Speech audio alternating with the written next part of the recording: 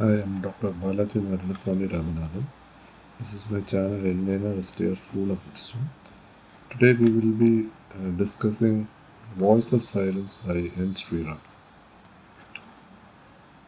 The book which we are going to study together consists of three treatises entitled The Voice of the Silence, The Two Paths, and the Seven Portals. They are called fragments because they were taken from a much larger book. This book, which is in the spirit of Mahayana Buddhism, was said to have originated in the Himalayan and Trans-Himalayan region. H.P. Blavatsky did not claim to have written these books herself. They were translations of what she has learned by heart when she was in the monastery in Tibet.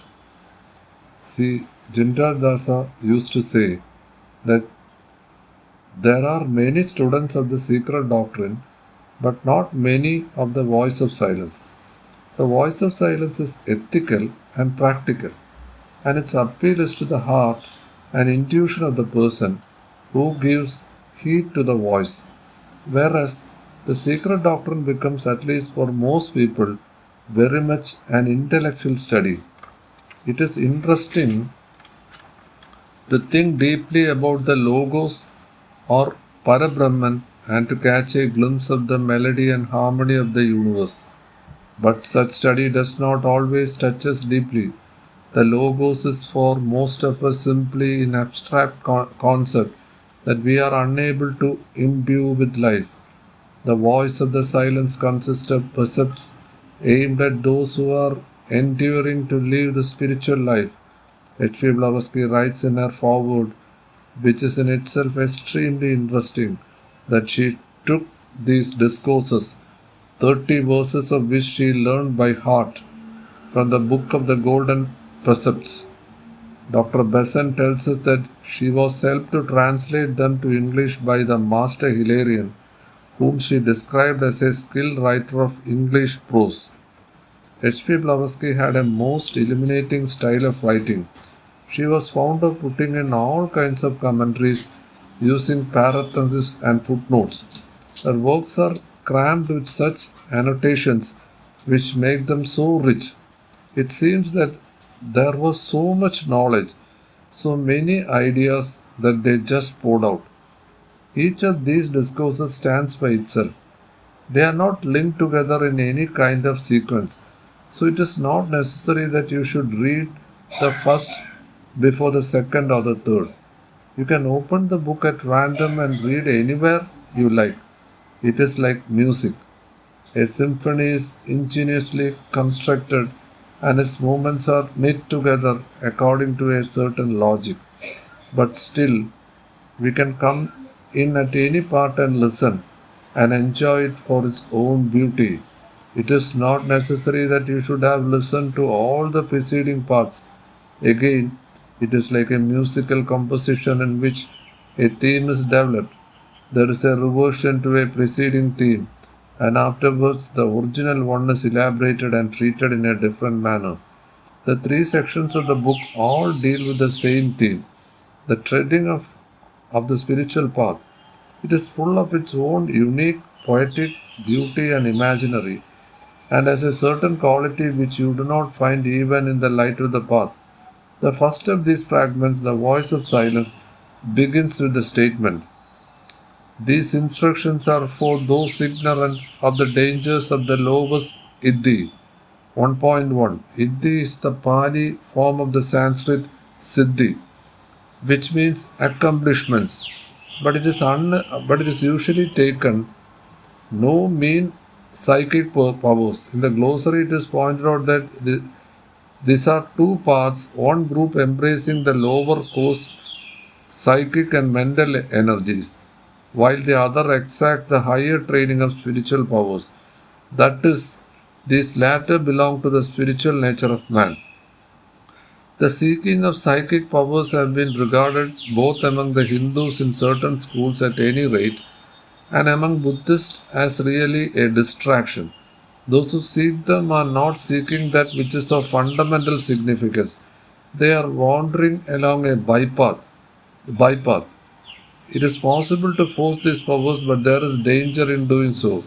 A person, by concentrating on the chakras, invisible rotary organisms which are part of what is usually called the etheric body, can rouse these faculties, but there is great danger in doing so because he has developed sufficient control over himself to deal with these energies and the wisdom to use them rightly.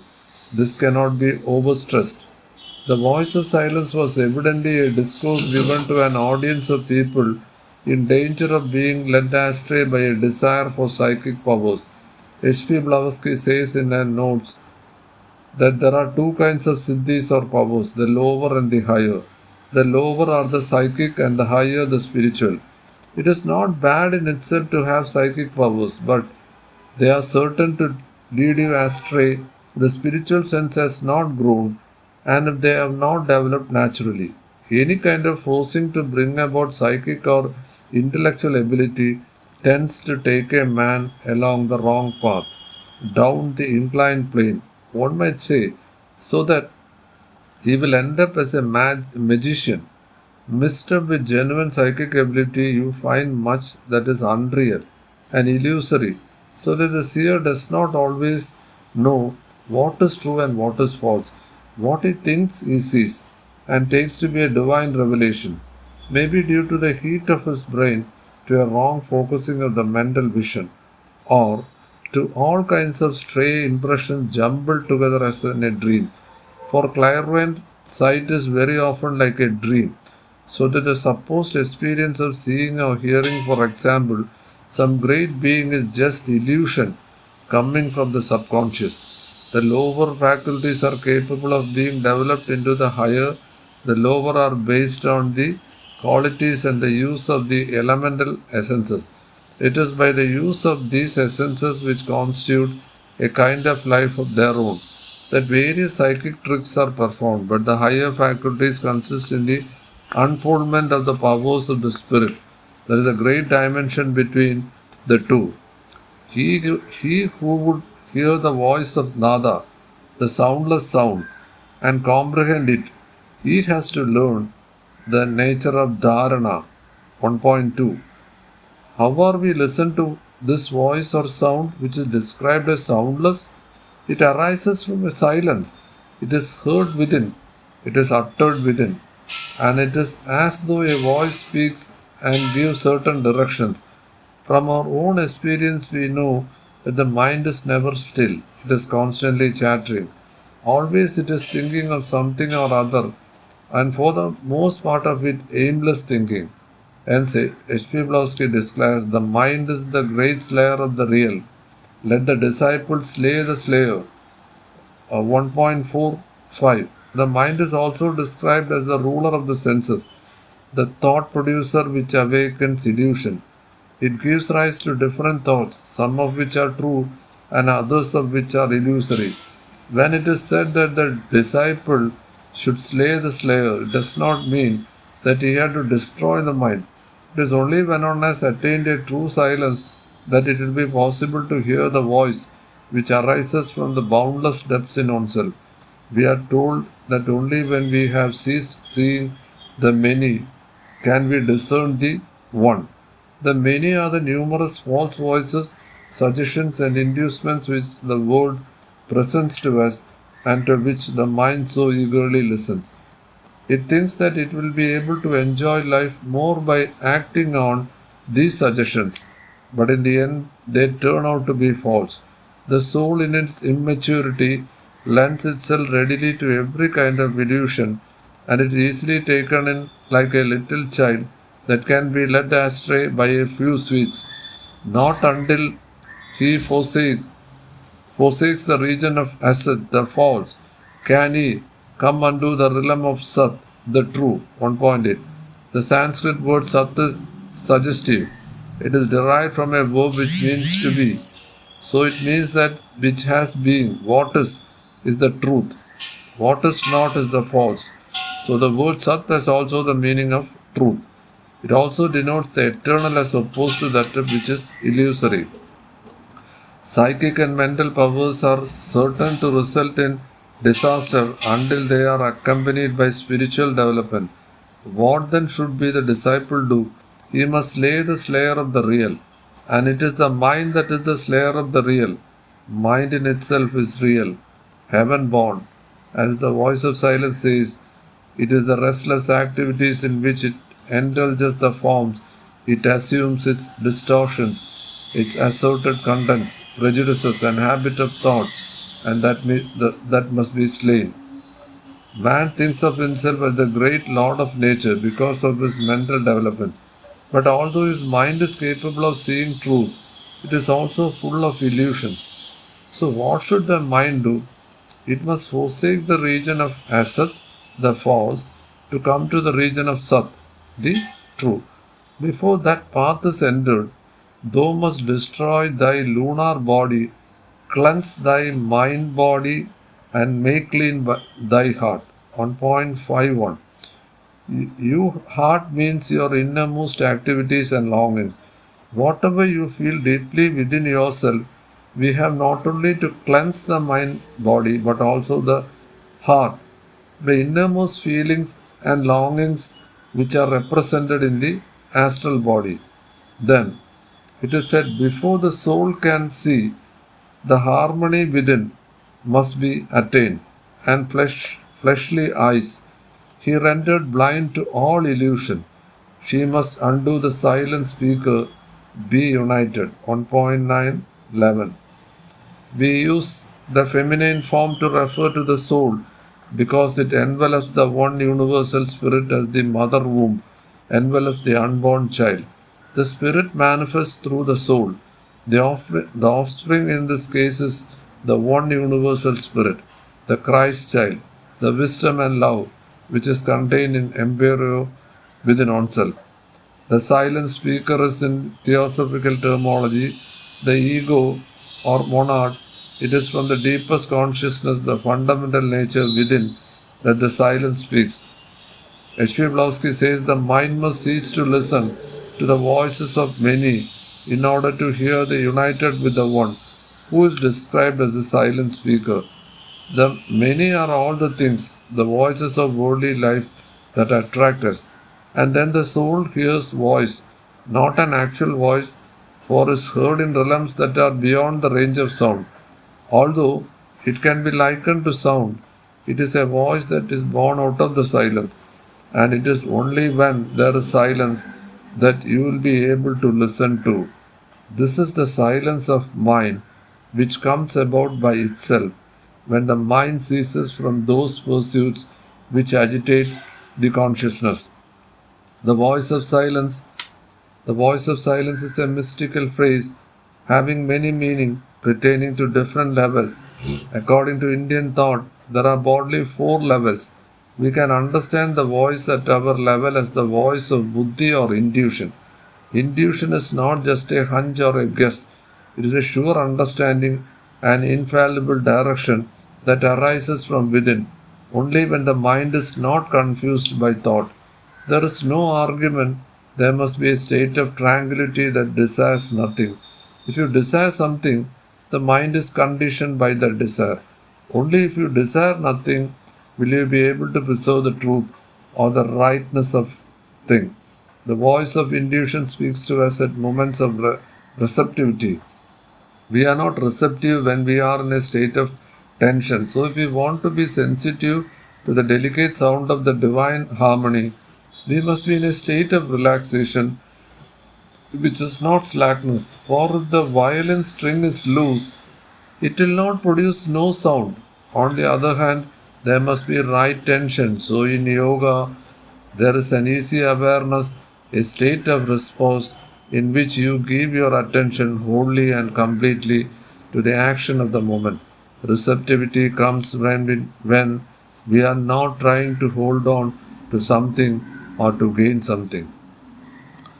So, and Sri Ram, in Voice of Silence also, he says about the same line in which Annie Besant have talked in Theosophy Life, connecting the karma and reincarnation, how we should look at situation.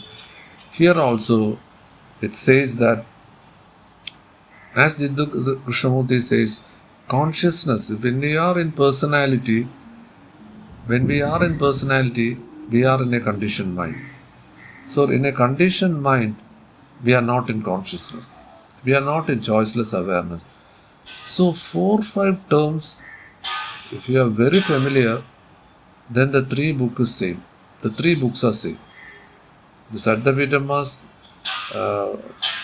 second book and the Voice of Silence, the three gems, all are same. One is conditioned mind. If we go with five senses, we are in conditioned mind.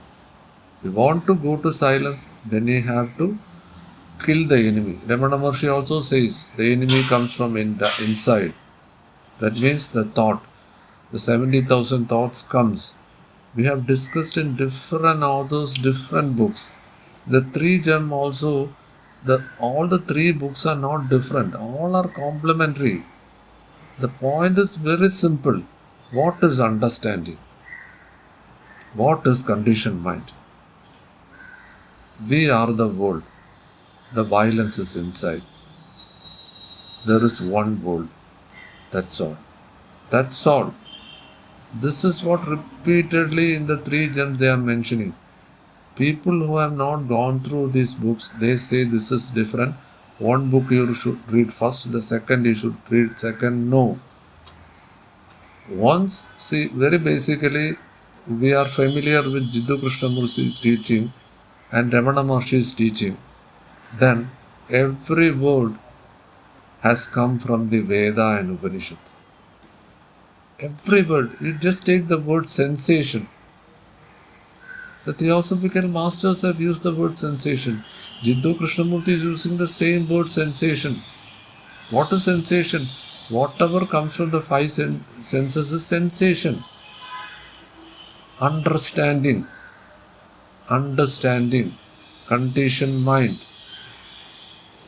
We are the world. Annie Besant says there is only one world. Jiddu Krishnamurti says we are the world. And once we are the world, where's the violence? The violence comes inside. Annie Besant says the situation is same. Once if you see it from the angle of reincarnation and karma, then how you will react? As Bible says, love your enemy. Here there is no enemy. See, once if someone beats in your one cheek, you will show the other cheek. That is Annie Besant says. See, you have done in your past life. Lord Krishna says, Arjuna, I know my past life. You don't know your past life. In Theosophy, there is a book. Anyone can read. If you want to know our past life, we will be able to see our past life. There are past life regression therapies are there. Now everything is proved. And this is the foundation which we should see. First of all, we should have a foundation. If you want to realize what is the essence of the Eastern philosophy, then go through the Vedas, go through the Upanishad, then the 18 Puranas. Then only we would be able to understand Bhagavad Gita, Mahabharata and all the books. Reading independently, we will not get any meaning. So my conclusion is, all the three books, any word, any sentence, I challenge. Just read it. It is one. It is only one. Personality and consciousness. Personality is our enemy. Consciousness is the thing which we are in there. Already we are that. But we cannot see in the mirror because of what is they call unreal. Abara. No knowledge about it. Ignorance. So just sweep, clean the mirror with the divine knowledge. That is Theosophia. That is Theosophy. So this is what N. Sri Ram has told. And N. Sri Ram has also discussed about Bhagavad Gita. In the next class we will discuss that. So my aim was very simple. Almost 250 videos I have done in this channel. My intention is very same. Just go through my previous video. Whatever I have told in my first video, I am just repeating it. I am just repeating it with three gems of Theosophy.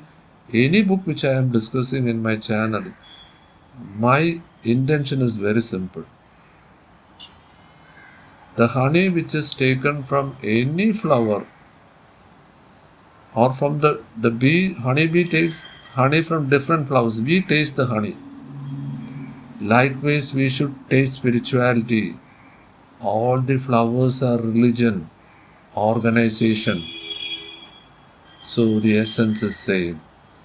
That is the essence of theosophy, comparative study, or different languages, different religion, philosophy, science, quantum physics, physics entanglement, split theory. Continuously we are talking. Continuously, because 1940 quantum physics have come. And theosophy literature, it is not much mentioned, because all these literatures which have come before that. So now we have to connect. In my channel, I have connected all the quantum physics theory with theosophical literature and all the literatures in the world over. Thank you. For those who have not subscribed, kindly subscribe.